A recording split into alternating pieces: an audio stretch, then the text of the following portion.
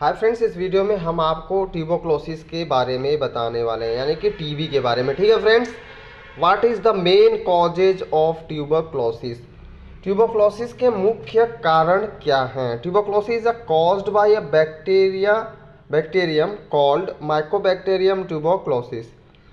Tuberculosis यानी कि TB Mycobacterium tuberculosis नामक बैक्टीरिया से होती है, जीवाणु से होती है। पीपुल विथ एक्टिव टीबी, जिसको मतलब टीबी हो चुकी है, डिजीज इन द लंग्स और voice box can spread the disease. ठीक है, यह जो टीबी की बीमारी है कहाँ पे, लंग और वॉइस बॉक्स तक पूरी तरीके से फैल गई है, जो जिसको टीबी हो चुकी है। ठीक है, they release tiny droplet that carry bacteria through the air. वह क्या करते हैं, ड्रॉपलेट यानी कि एक दूसरे को वो ट्यूबरक्लोसिस की बीमारी दे सकते हैं जब वो बैक्टीरिया एयर में फैली हुई हो। दिस कैन हैपन, यह तब होता है, दे आर स्पीकिंग, जब वह बोल रहे हों, सिंगिंग गा रहे हो, लाफिंग हंस रहे हो, और कॉफिंग खांस रहे हो, और स्नीजिंग छींक रहे हो। तो यानी कि जब किसी व्यक्ति को ट्यूबरक्लोसिस हो गया है, यानी कि टीबी हो गया है, जब वह खांस रहा है, छींक रहा है, हंस रहा है, गा रहा है, बोल रहा है, तब उसके जो मुंह से हवा में बैक्टीरिया यानी कि माइकोबैक्टीरियम ट्यूबरक्लोसिस जाकर आप तक पहुंच सकती है, यानी कि आपको इन्फेक्टेड कर सकती है फ्रेंड्स। तो यह मेन कॉजेज ऑफ ट्यूबरक्लोसिस के बारे में हमने बताया।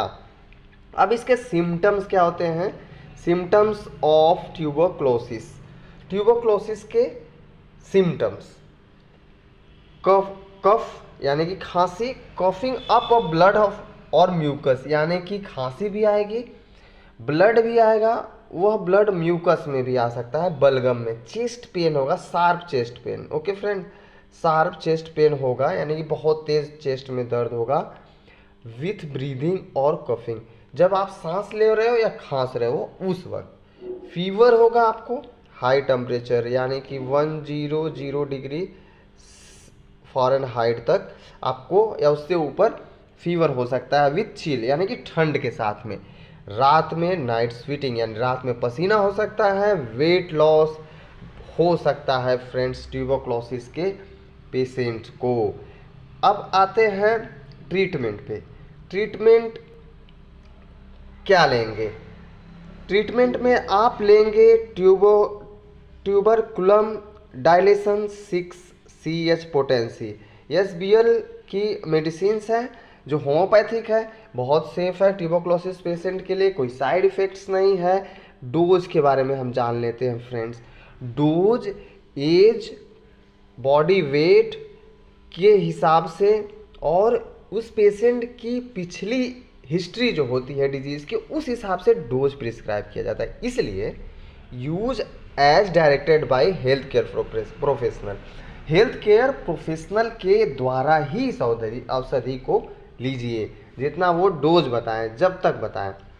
सेफ्टी इन्फॉर्मेशन, कुछ जो है सुरक्षात्मक इन्फॉर्मेशन है।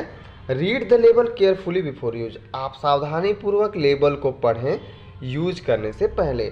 Don't exceed the recommend dose, जितना डोज आपको निर्धारित किया गया है, बताया गया, उस डोज से ज़्यादा मात्रा में औषधि न लें।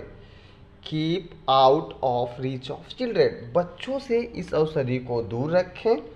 Store cool and a dry place away from direct sunlight, इस औषधि को नम और शुष्क वातावरण में स्टोर करें और सीधे सूर्य की किरण से इसे बचाएं फ्रेंड्स। यह था ट्यूबरक्लोसिस के कॉजेज, सिम्टम और ट्रीटमेंट के बारे में।